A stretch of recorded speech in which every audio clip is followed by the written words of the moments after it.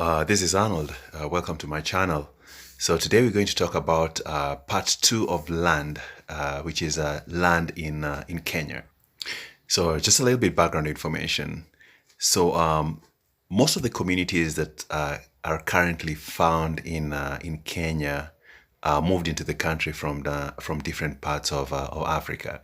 So one thing about those communities is that for each of the community, they had an economic activity, and just to mention some of the communities, some of them were nomads, some of them were fishing communities, and the list goes on.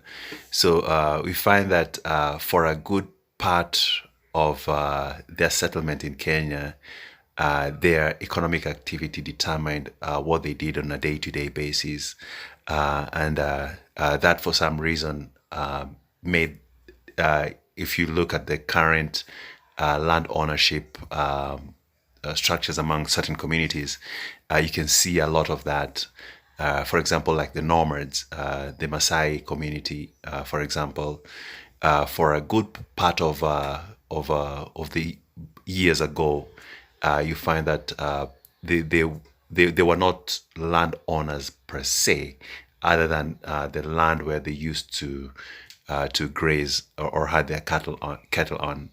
And for the fishing communities, most of them concentrated on the water bodies and not so much on the land.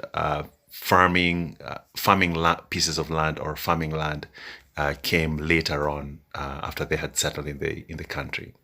So right after they had settled in, then came the colonization, and with colonization, then became the white settlements. The colonizers took some of the prime pieces of land for themselves, and they farmed those pieces.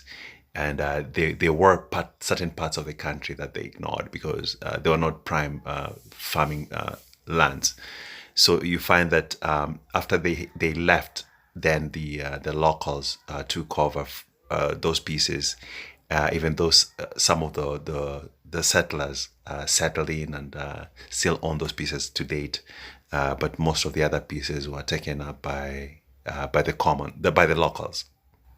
So the entire country of Kenya today has certain characteristics. That is, as you as you move closer to areas with large human settlements, then you find that as you move closer, then you find that a lot of settlements are crammed within very small pieces of within a very small portion, and the case is as you move out. The farther out you move from those settlements, then you find that more and more land pieces of land become available. But then since the populations from the other neighboring settlements is almost running into each other, you find that you don't have that much space between communities. There's not that much big acreage of land between communities. And while in areas of high settlements, you find that you cannot quantify land anymore in acres, let alone hectares. You only talk of plots, which is about 50 by 100 or 50 meters by 30 meters, or in square feet, 450 square feet. So that might be a different case whereby probably there's a larger settlement next to a dry piece of land. So for such scenarios, you might find that as you move farther away, then you move further more into the dry portions. So the dry parts of the country, the population is not that huge. Population is much concentrated in closer to where people can farm, or closer to the water bodies where they can get food from the water bodies. But as you move further away from the two, that is the water bodies and where people can farm, then you find that it's becoming less and less populated. So that is kind of like the way the country of Kenya is settled at the moment. But one thing is certain, which is that the population is growing at a pretty significant rate, and with that population growth, you can forecast that one thing is likely to happen, which is either people find use for the pieces or the parts of the country that are at the moment ignored due to being dry, or they start talking about horizontal buildings. I mean, vertical buildings, and abandon the horizontal type of buildings. That is a trend that is more than likely to start taking root very soon. So, what does those trends tell us? One thing is that the land is slowly running out. In other words, if you don't buy a portion today, you'll either have to spend much more to get that same portion very soon, and will no longer have the luxury of buying what you want where you want it, and the piece you're holding at the moment will be worth much more soon. And the other thing is that the rate of population growth is becoming high. And as I said earlier on, we soon have to talk about vertical buildings rather than horizontal buildings.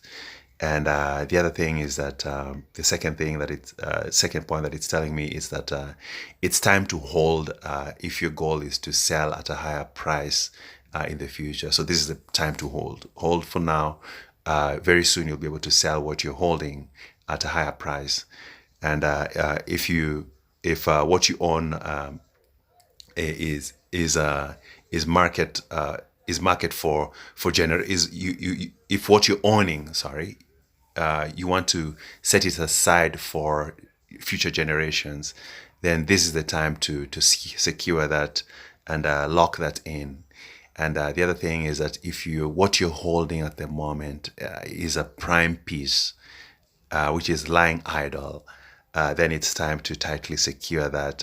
Since even if you walk around, if you move around, then you realize that if there's a piece of land somewhere that is lying idle, then it becomes, it might attract a negative attention or unwanted attention.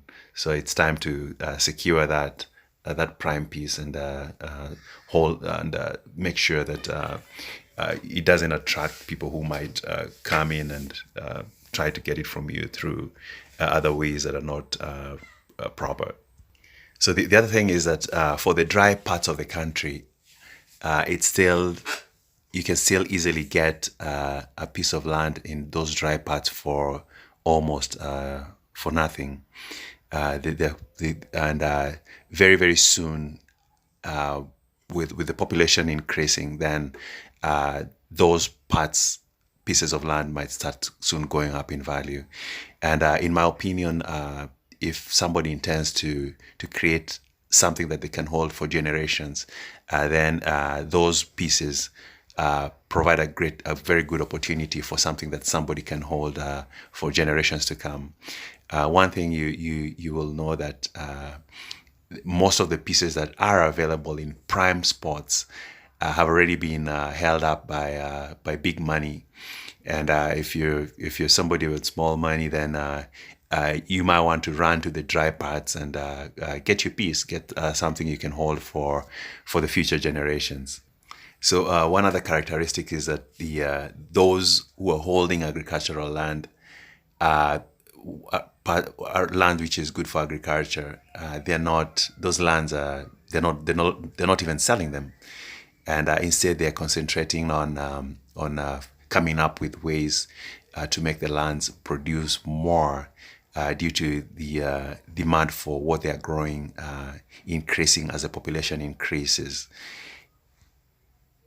And for the other characteristic is that for parts of the country where agriculture is a secondary occupation, you find that for those parts you can easily get a piece of land. Each piece has a price on it. It can be sold to you, and some sell those land for in order to meet their day-to-day living expenses. And one thing is that for those who sell it so as to meet their day-to-day expenses, you can find that if you enter into a payment arrangement with them where you pay them an X amount on a regular basis, you find that some of the sellers might actually like that because that might be the only regular income they ever get, and with that, it will enable them to meet their day-to-day expenses and be able to look up to something. But these people, one thing they have is that they have a piece of land to sell, and they are even willing to sell it at an installment basis. So that's a really plus right there. So one thing I'd like you to do is if you're quite fortunate to know somebody who was born in the 30s, in the 1930s or in the 1940s. What I'd like you might want to probably have a conversation with them on how land was back then, and based on what they tell you, you might want to compare that with how it is right now. One interesting thing is that back in the back then, you find that for pieces of land that were available, the way people laid claim on pieces of land was that it's just you just started cultivating. You could just find something, a piece of land, and start cultivating it.